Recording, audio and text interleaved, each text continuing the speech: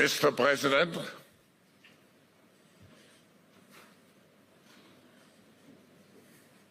hello. What great honor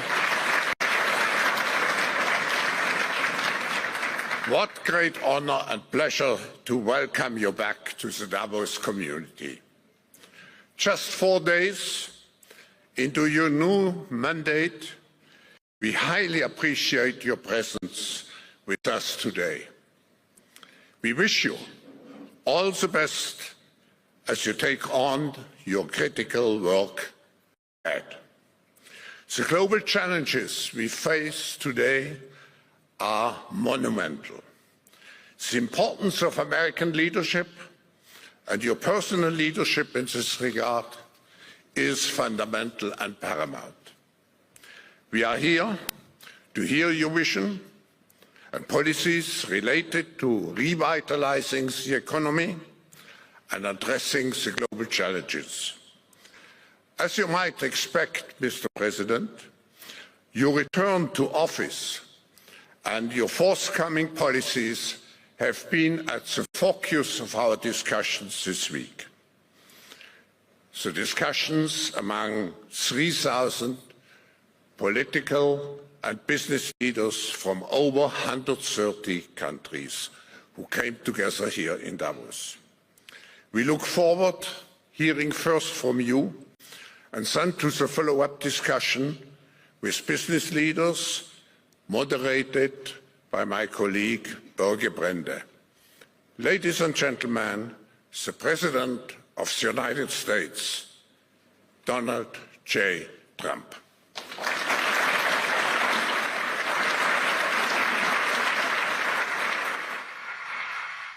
Well, thank you very much, Klaus, and hello to everyone in beautiful Davos.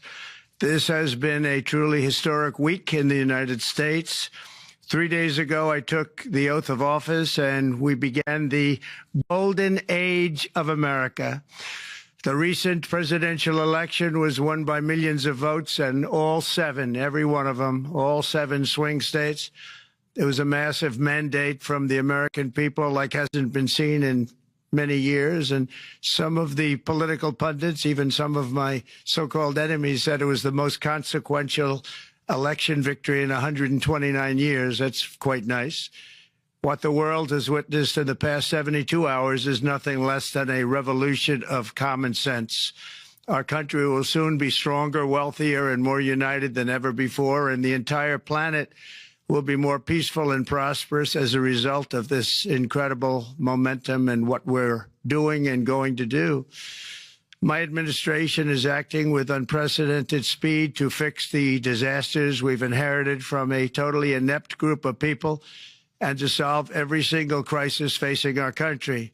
This begins with confronting the economic chaos caused by the failed policies of the last administration. Over the past 4 years, our government racked up $8 trillion in wasteful deficit spending and inflicted nation-wrecking energy restrictions, crippling regulations, and hidden taxes like never before. The result is the worst inflation crisis in modern history and sky-high interest rates for our citizens and even throughout the world. Food prices and the price of almost every other thing known to mankind went through the roof.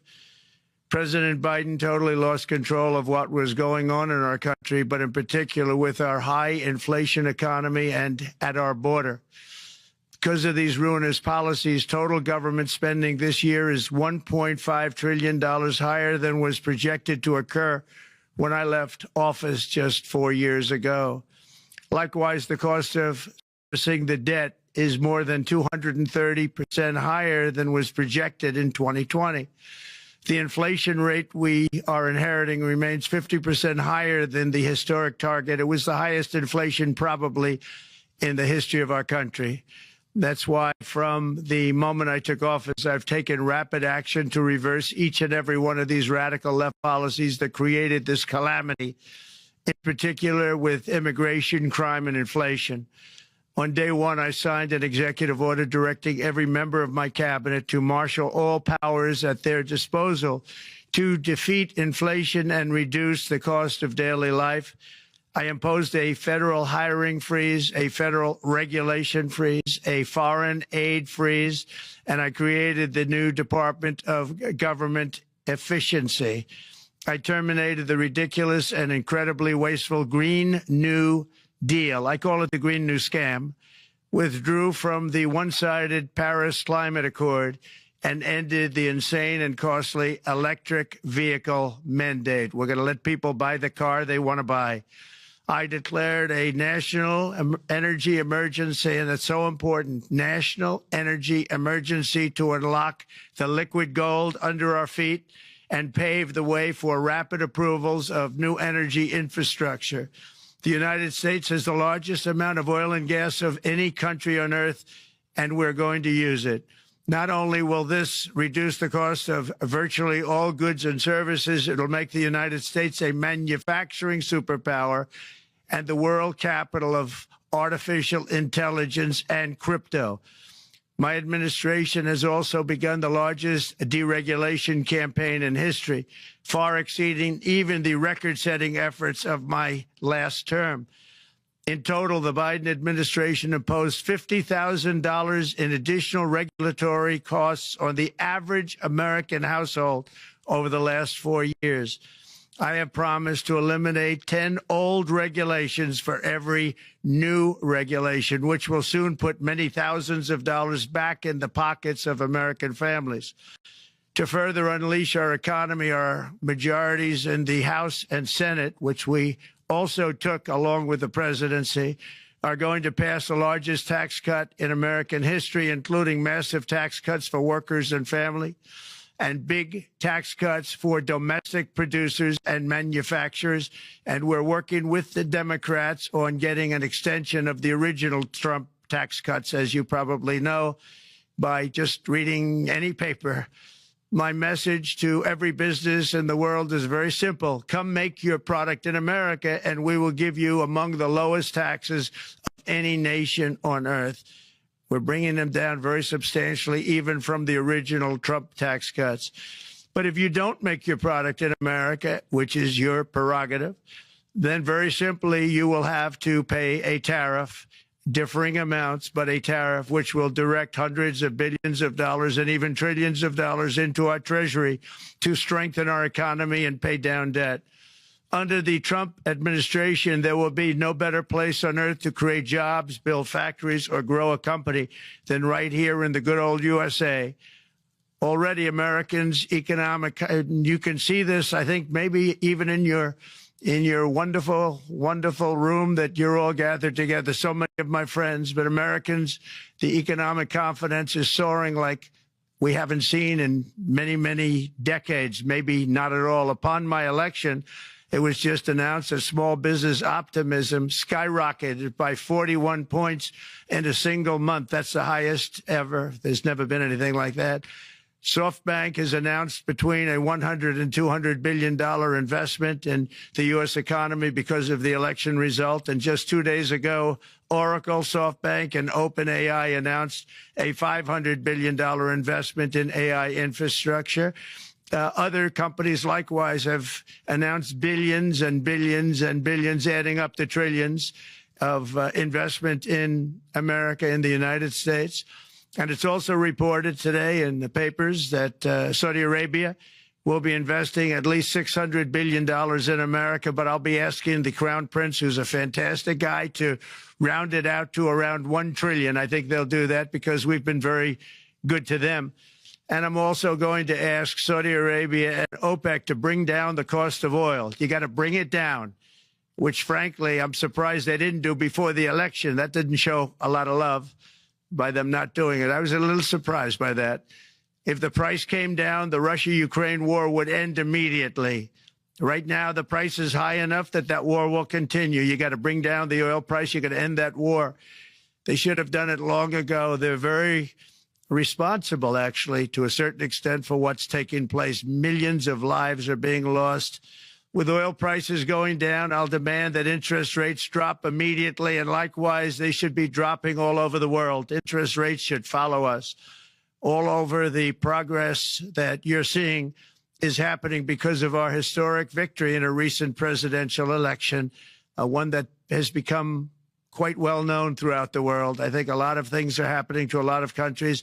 They say that there's light shining all over the world since the election, and even countries that we aren't particularly friendly with are happy because they understand what there is a future and how great the future will be. Under our leadership, America is back and open for business. And this week, I'm also taking swift action to stop the invasion at our southern border. They allowed people to come in at levels that nobody's ever seen before. It was ridiculous.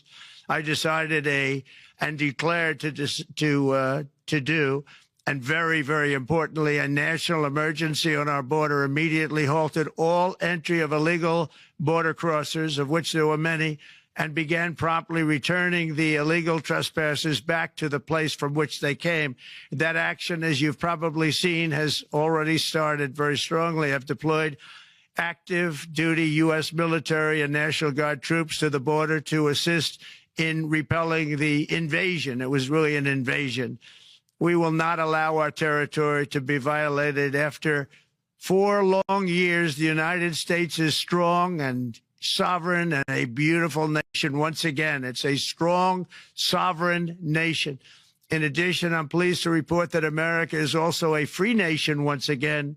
On day one, I signed an executive order to stop all government censorship. No longer will our government label the speech of our own citizens as misinformation or disinformation, which are the favorite words of censors and those who wish to stop the free exchange of ideas and, frankly, progress. We have saved free speech in America, and we've saved it strongly. With another historic executive order this week, I also ended the weaponization of law enforcement against the American people and, frankly, against politicians, and restored the fair, equal, and impartial rule of law. My administration has taken action to abolish all discriminatory diversity, equity, and inclusion nonsense. And these are policies that were absolute nonsense throughout the government and the private sector. With the recent yet somewhat unexpected great Supreme Court decision just made, America will once again become a merit-based country. You have to hear that word, merit-based country. And I've made it official, an official policy of the United States, that there are only 2 genders, male and female. And we will have no men participating in women's sports, and transgender operations, which became the rage, will occur very rarely. Finally, as we restore common sense in America, we're moving quickly to bring back strength and peace and stability abroad. I'm also going to ask all NATO nations to increase defense spending to 5% of GDP, which is what it should have been years ago. It was only at 2%, and most nations didn't pay until I came along. I insisted that they pay, and they did, because the United States was really paying the difference at that time, and it was unfair to the United States. But many, many things have been unfair for many years to the United States. Before even taking office, my team negotiated a ceasefire agreement in the Middle East, which wouldn't have happened without us, as I think most of the people in the room know. Earlier this week, the hostages began to return to their families. They are returning, and it's a beautiful sight, and they'll be coming in more and more. They started coming back on Sunday. Our efforts to secure a peace settlement between Russia and Ukraine are now hopefully underway. It's so important to get that done. That is an absolute killing field. Millions of soldiers are being killed. Nobody's seen anything like it since World War II. They're laying dead all over the flat fields. It's a flat field farmland, and there's millions of Russians and millions of Ukrainians. Nobody's seen anything like it since World War II. It's time to end it. And here in America, we have big events coming up. Next year, we have the 250th anniversary of America's founding. I'm so honored to be president during that. That's been a big event. They've been talking about it for 10 years. We also have the World Cup. And I understand Gianni's in the room. Infantino, he was very instrumental in helping us get it. He's there with you someplace, I think. And I want to thank him for that. And then we have the Olympics coming up, which I was instrumental in getting also in my first term. And who would have known that by skipping a term, I would get the Olympics? I was upset. I said, you know, I got the Olympics to come and I won't be president. But it turned out through a stroke of luck, or whatever you might call it, that I'm going to be president during the World Cup and the Olympics and the 250th anniversary. So that's going to be three big events. And we've accomplished more in less than 4 days. We have really been working 4 days than other administrations have accomplished in 4 years.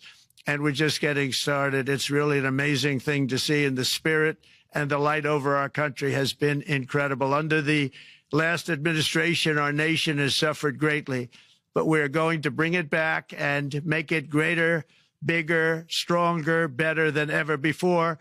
I want to thank everybody for being with you. I would have been there myself, except the inauguration was 2 days ago. I thought it might be a little bit quick to make it the first stop, but we'll get there one day. We hope to get there. But I do appreciate, I heard the audience is fantastic, and many of my friends are in the audience, and I will be taking questions now from some very distinguished people. Thank you all very much.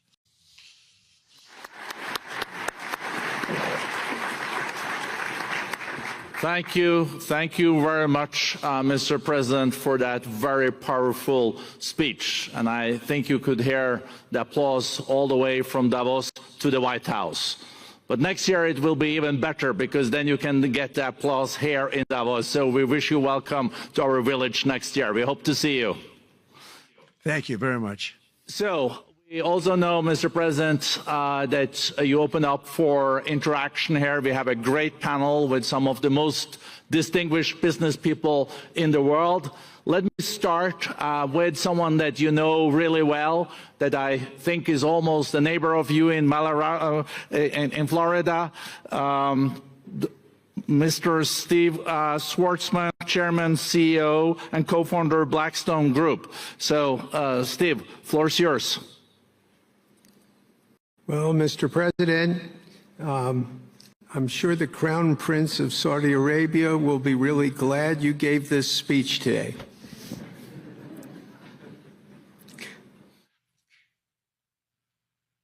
You've had the busiest 4 days that anybody can imagine, and congratulations for that.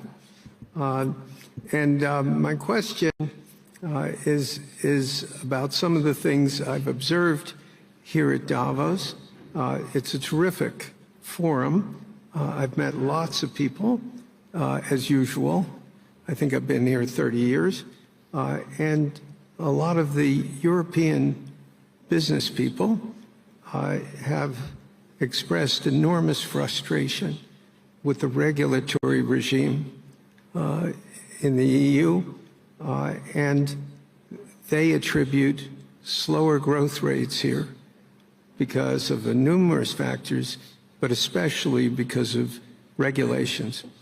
And you've taken a completely different approach in this area.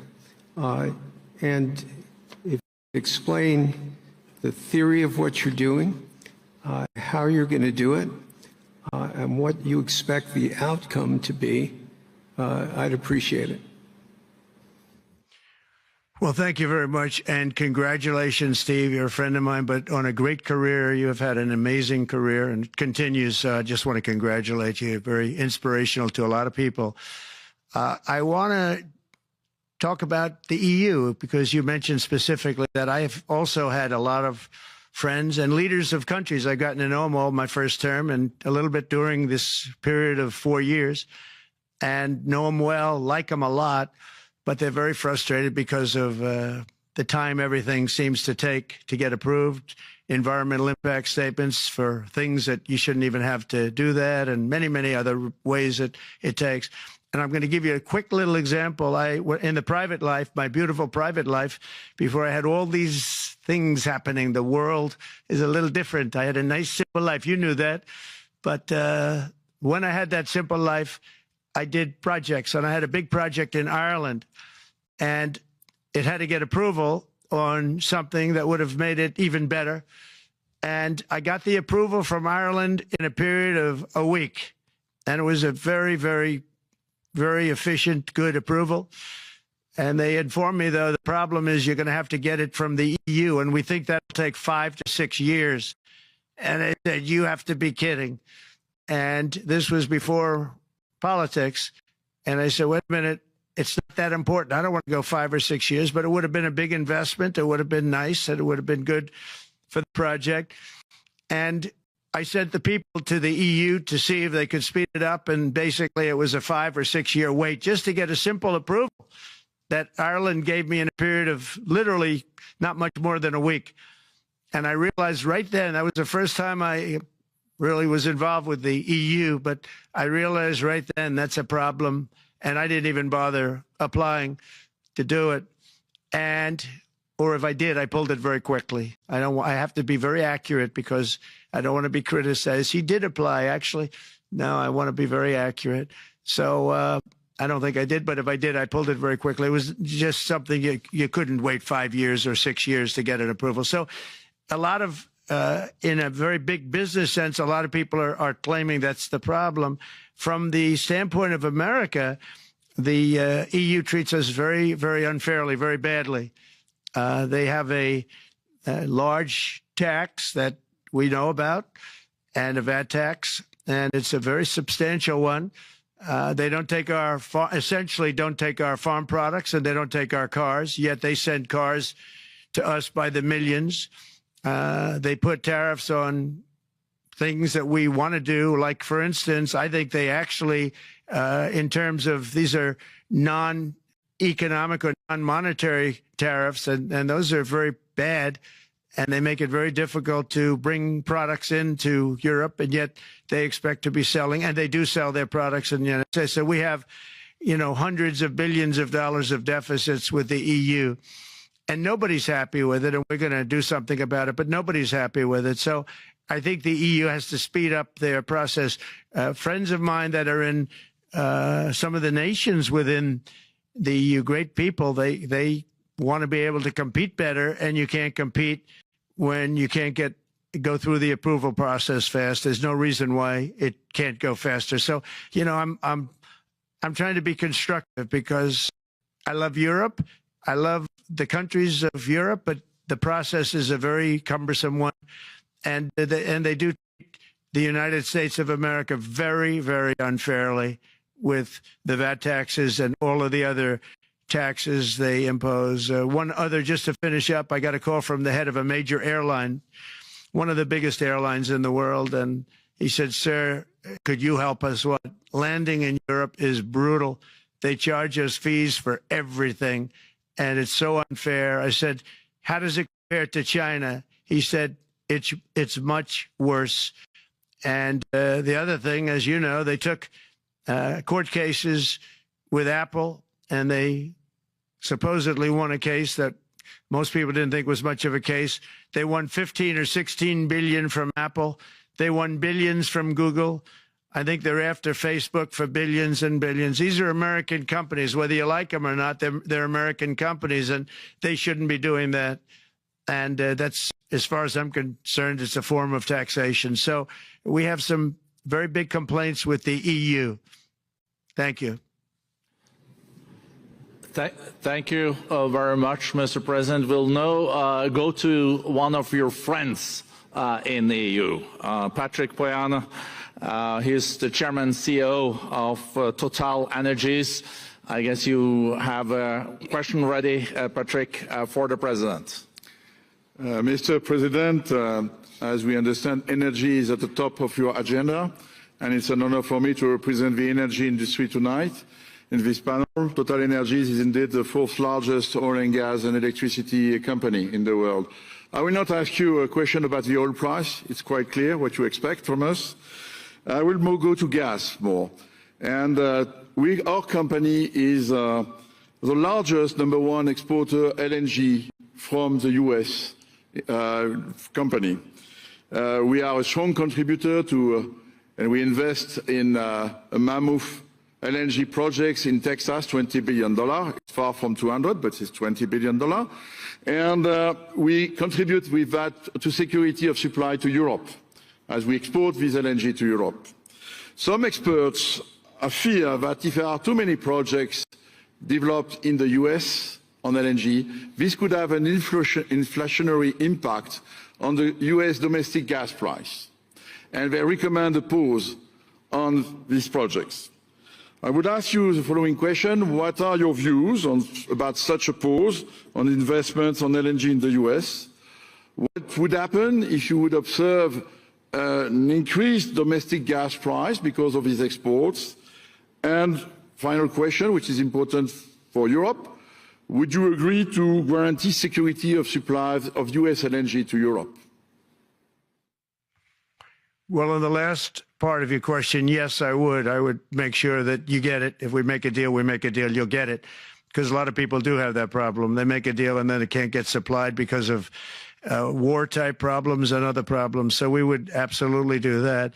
LNG is very interesting because when I took office for the first term, one of the first things I looked at was there were two very massive plants in Louisiana, a state that has been very good to me, won it by many, many points. And I felt strongly indebted to it, actually. And they said there are two plants that have been under environmental consideration for more than 10 years. And they were costing, as you say, you know how expensive those plants are, but they were costing like 12 billion and I think 14 or 15 billion, but they couldn't get their permits. They were in review for years, many, many years, like a decade or more. And I said, so ridiculous. I know so much about that because in the construction industry, I had to go through it too, but I got good at it after a while. But I saw the projects, and you're talking about a total investment of 25 to $30 billion, and it looked like it was going to end. They couldn't get their permits, and I got them done in less than a week. It was done, completed. In fact, when they called them to announce that it was done, the countries, largely countries, Japan was involved and another country and some very big investors, they couldn't believe it. They actually couldn't believe it. And I said, just do yourself one favor. Don't pay any consultants, because the only one that got it done was me. I got it done because it was the right thing to do for the U.S. and for the world. But the consultants had nothing to do with it. You know, the consultants go in and they say, give us millions of dollars because Trump did it. Nobody called me about it. I just heard it was a problem for years. And I got it done because it was the right thing to do for the U.S. and the right thing to do for beyond. It had to do with energy, very important. So I think it's very important. I think I disagree with one. I think the more that you do, the lower the price is going to go. And what I'd like to see is rapid approvals. We're going to give very rapid approvals in the United States, like with the AI plants, talking to many people want to build them. That's going to be a very big thing. We're going to build electric generating facilities. They are going to build. I'm going to get them the approval. Under emergency declaration, I can get the approvals done myself without having to go through years of waiting. And the big problem is we need double the energy we currently have in the United States. Can you imagine? For AI to really be as big as we want to have it, because it's a very competitive, it'll be very competitive with China and others. So I'm going to give emergency declarations so that they can start building them almost immediately. And I think it was largely my idea because nobody thought this was possible. It wasn't that they were not smart, because they're the smartest. But I told them that what I want you to do is build your electric generating plant right next to your plant as a separate building, connected. And they said, wow, you're kidding. And I said, no, I'm not kidding. You don't have to hook into the grid, which is old and, could be taken out. If it's taken out, they wouldn't have any way to get any electricity. So we are going to allow them to go on a very rapid basis to build their plant, build the electric generating plant. They can fuel it with anything they want, and they may have coal as a backup, good, clean coal.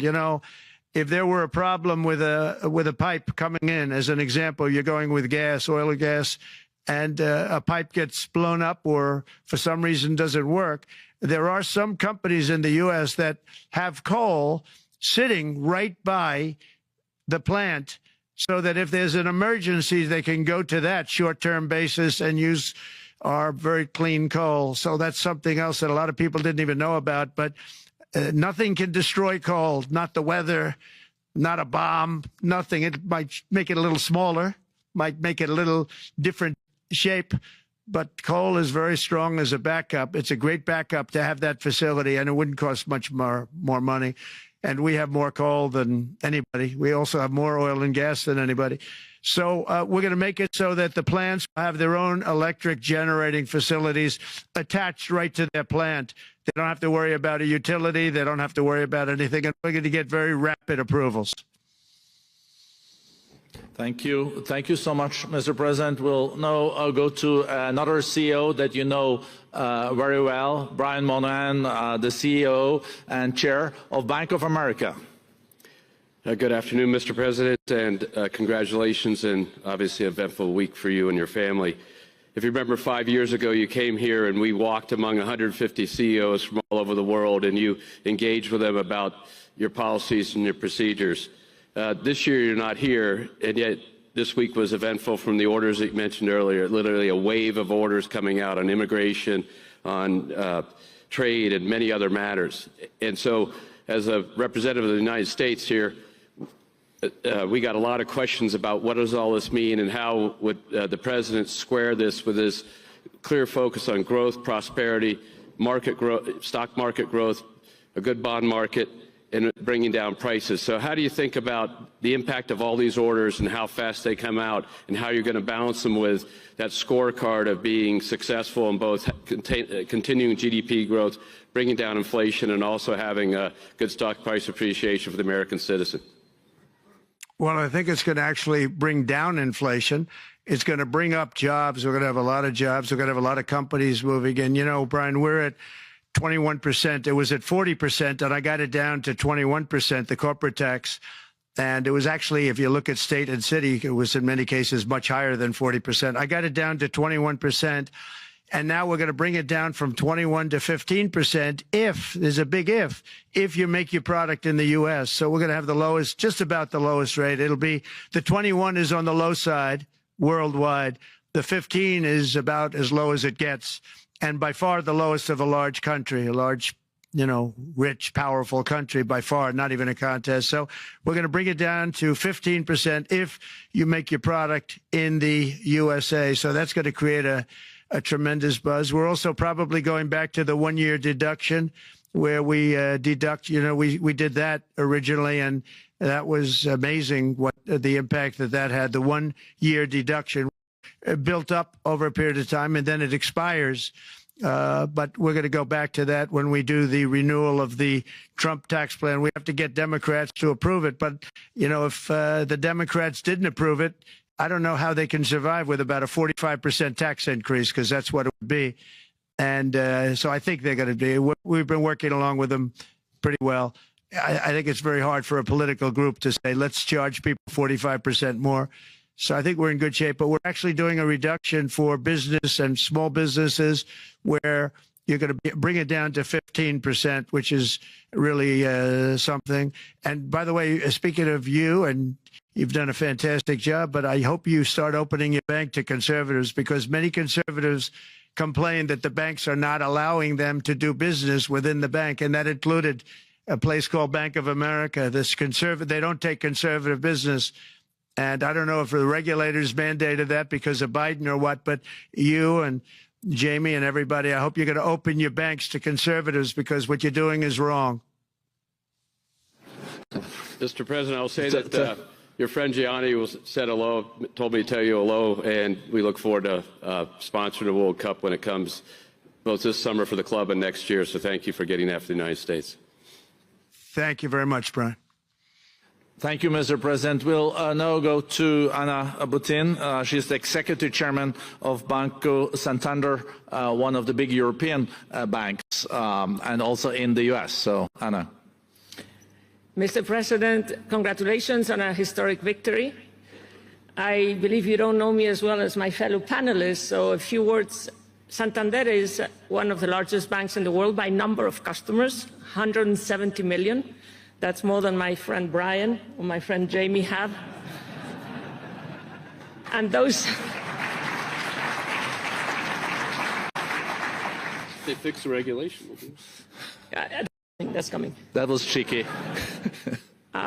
we're a big investor in the United States. We have many million customers, 12,000 employees. We're one of the largest auto lenders, and we recently launched a fully digital bank called Open Bank. We strongly believe banks have a pivotal role in the economy, and we can accelerate growth and many more customers. That's what we're doing in the United States.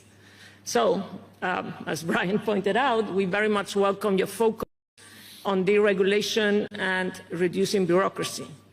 So my question is, what are your priorities in this regard, and how fast is this going to happen? Thank you very much. I think it's going to, thank you and congratulations. I know very much about your bank, and you've done a fantastic job. Congratulations. We are going to move very quickly. We've moved very quickly. We've done things in the last 3 days that nobody thought were possible to do in years.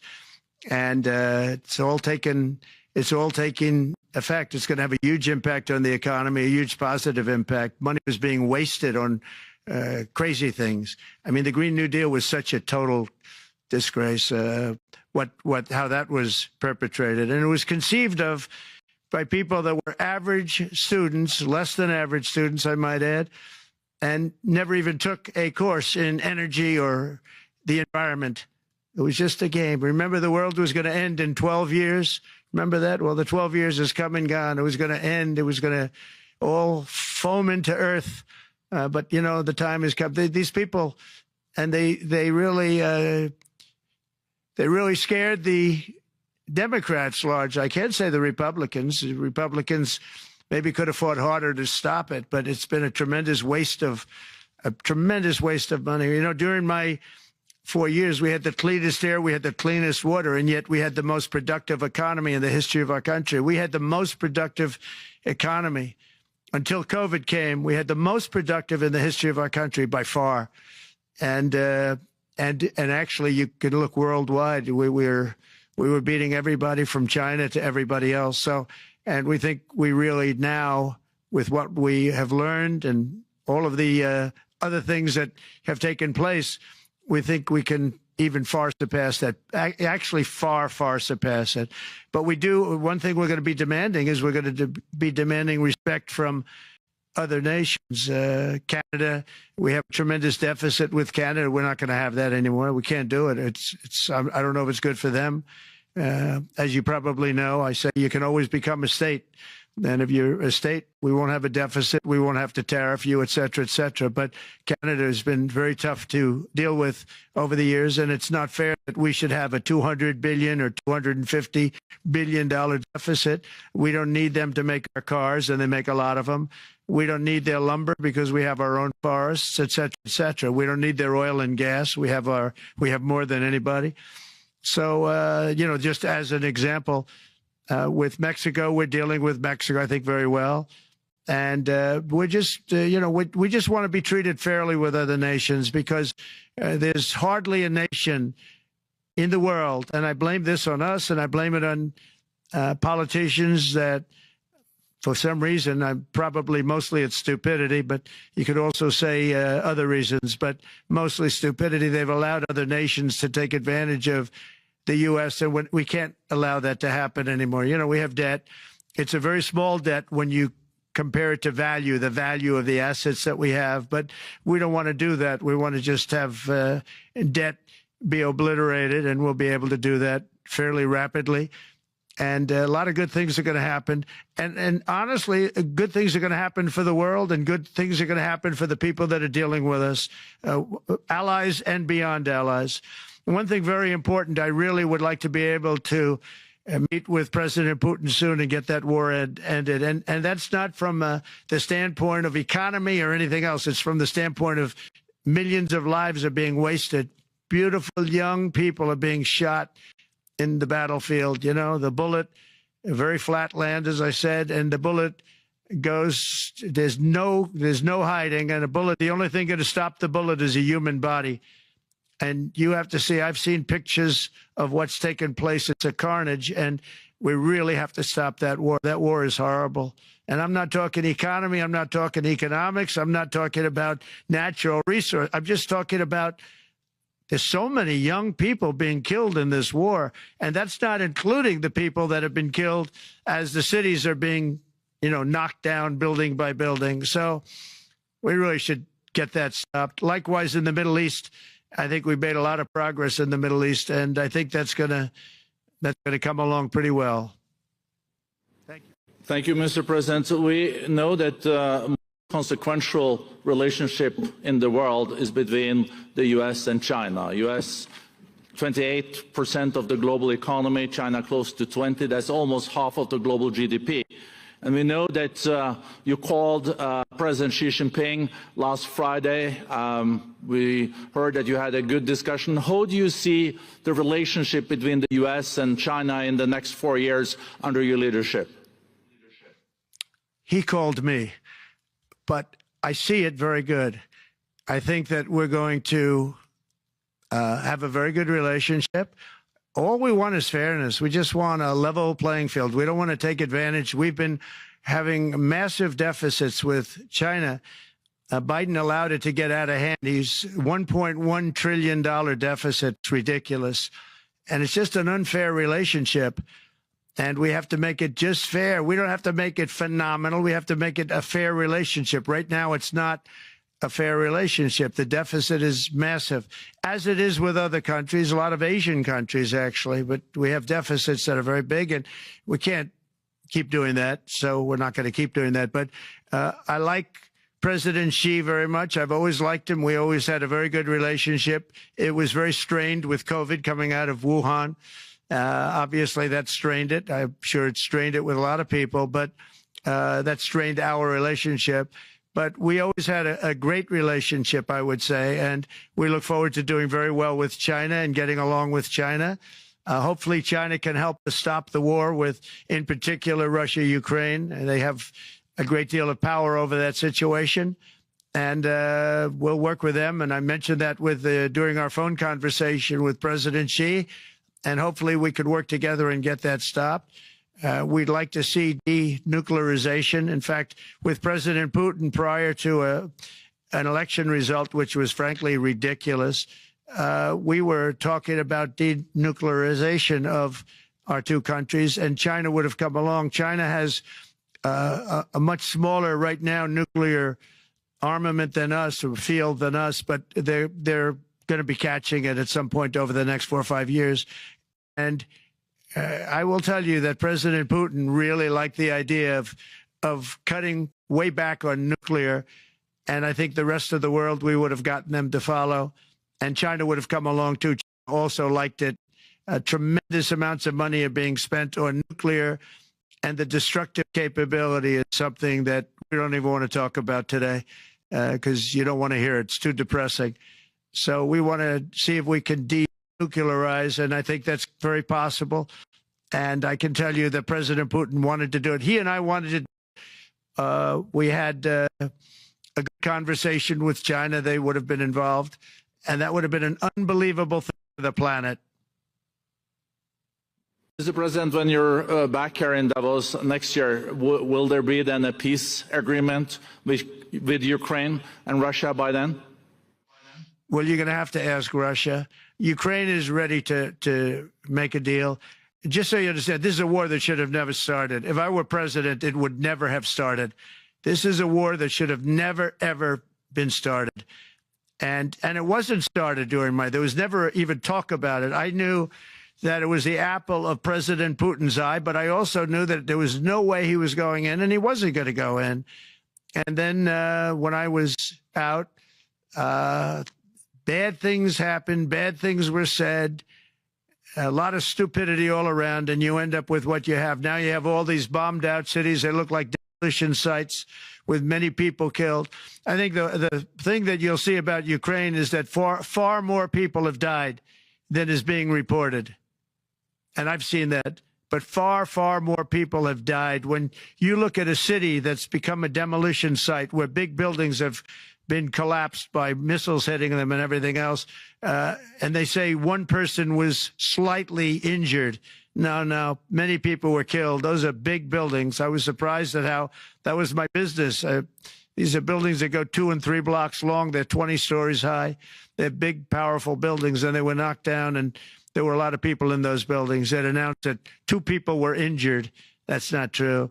So I think you're going to find that there were many more people killed in Ukraine in the Ukraine war than anybody has any idea. But if you look now, so many of the people being killed are soldiers just facing each other with guns, rifles, and drones, the new form of warfare, drones.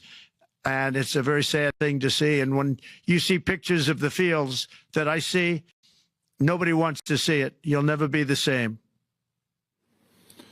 Thank you very much, Mr. President, on behalf of all the 3,000 participants here in Davos. We really underline that joining us the 3rd day in your presidency, live taking questions here is so appreciated, and we are already ready for receiving you next year in person. So thank you very much, and all the best from Davos. Thank you. Thank you very much.